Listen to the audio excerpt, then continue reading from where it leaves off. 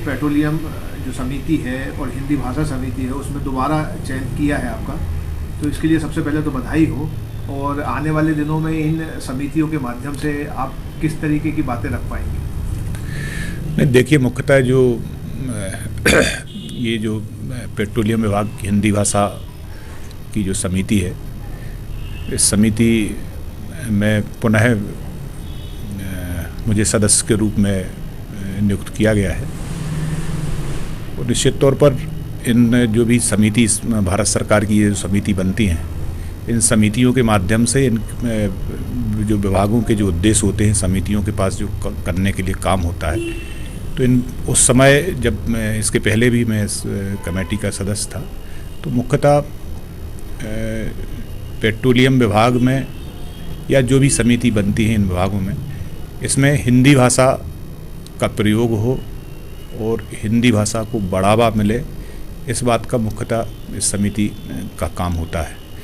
और पिछले वर्षों में जब भी इसकी मीटिंगें हुई हैं, उन मीटिंगों के दौरान पूरे विभाग में हिंदी भाषा को बढ़ावा मिले, हिंदी भाषा के माध्यम से और जो अन्य चीज़ें होती हैं उसका लाभ जनता तक पहुँचे, तो मुख्यतः इन समितियों का यही काम होता है। इसमें कोई प्रोग्राम भी आपको हासिल होते हैं कि जिनको आप कर सकते हैं? नहीं, प्रोग्राम तो सीधे प्रोग्राम तो नहीं होते हैं, लेकिन जो भी विभाग जो ये कार्यक्रम आयोजित करती है, उनके लिए हम लोगों को सम्मिलित होने के लिए आमंत्रण इसमें प्राप्त होते हैं। चूँकि आप संसदीय क्षेत्र से को प्रतिनिधित्व करते हैं, तो पिछले कुछ दिनों में जो बाईपास को लेकर चर्चाएं चल रही थी और आपने कहा भी था बाईपास के लिए, तो कितने बाईपास मिल रहे हैं सागर को, उनमें क्या उपलब्धि हासिल हुई है? देखिए, मुख्यतः 3 बाईपासों के लिए मैंने प्रयास शुरू किए थे। एक सागर बाईपास, एक बीना बाईपास और एक शमशाबाद बाईपास। ये 3 बाईपास जिनके लिए मैंने आदरणीय विभाग के मंत्री आदरणीय गडकरी जी से निवेदन किया था, जिसमें सागर बाईपास की सैद्धांतिक स्वीकृति प्राप्त हो गई है। दूसरा, बीना बाईपास के लिए अगले माननीय मंत्री महोदय ने कहा है कि अगले वित्तीय वर्ष में बीना को सम्मिलित कर लिया जाएगा। तीसरा जो बाईपास है शमशाबाद वाला, उस पर और काम करने की आवश्यकता है। मैं माननीय मंत्री महोदय से मिलके उस विषय को भी रख के उसको पास कराने के प्रयास में हूँ। एक और समस्या आ रही है जिसकी तरफ आपका ध्यान दिलाना चाहेंगे कि जो सागर में सड़कें बन रही हैं, और आज देखा भी होगा आपने खबरों के माध्यम से कि धूल से बहुत परेशान हैं आप, मतलब सागर में भी जो निर्माण चल रहे हैं, तो इसके लिए क्या कुछ आप कर सकते हैं क्या? नहीं, अब चूँकि सागर में एक साथ 2-3 काम चल रहे हैं। एक स्मार्ट सिटी के काम हो रहे हैं, दूसरा 24/7 वाटर सप्लाई का काम भी सागर में लगा हुआ है, तीसरा हमारे जो ड्रेनेज सिस्टम है उसको सुधारने के लिए भी एक काम अलग से चल रहा है।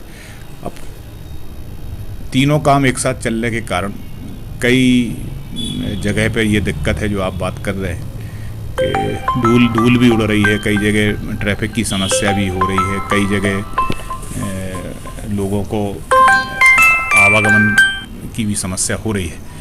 लेकिन जब काम होते हैं तो थोड़ी बहुत परेशानी तो आती है, लेकिन फिर भी आपने इस बात को कहा है, तो मैं स्मार्ट सिटी के अधिकारियों से और जो 24/7 का काम कर रहे हैं वाटर सप्लाई का, उन अधिकारियों से बात करके ठीक तरीके से ये काम हो जाए, लोगों को कम से कम असुविधा हो, इसके लिए मैं प्रयास करूँ।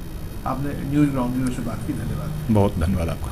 आज ही घर लेके आए रामा मसाले, जो बना है गृहिणियों की पहली पसंद, जिसका स्वाद है बेमिसाल। रामा मसाले, जहां क्वालिटी से कोई समझौता नहीं। क्या आप महंगी दवाओं के खर्चे से परेशान हैं? अब इस चिंता से मुक्त हो जाइए। दवाओं के खर्चे में कीजिए 90% तक की बचत। दवा इंडिया जेनेरिक फार्मेसी के साथ उच्च गुणवत्ता और कम कीमत दोनों एक साथ। 1500 से अधिक दवाइयां उपलब्ध, सभी उत्पाद FDA द्वारा प्रमाणित। हमारा पता है दवा India generic pharmacy, Sugandha complex, Parkota Sagar. शहर से बाहर जाने के लिए वन वे टैक्सी चाहिए या लोकल सिटी के लिए कैब या फिर एयरपोर्ट पे ड्रॉप की हो जरूरत? चुनिए अपनी पसंद की कैब और पाइए बेस्ट ऑफर्स के साथ मोस्ट कंफर्टेबल व सेफ राइड सिर्फ और सिर्फ MP कैब पर। आज ही गूगल प्ले स्टोर से MP कैब की एंड्रॉइड ऐप डाउनलोड करें या विजिट करें www.mpcab.in और बुक करें अपनी राइड।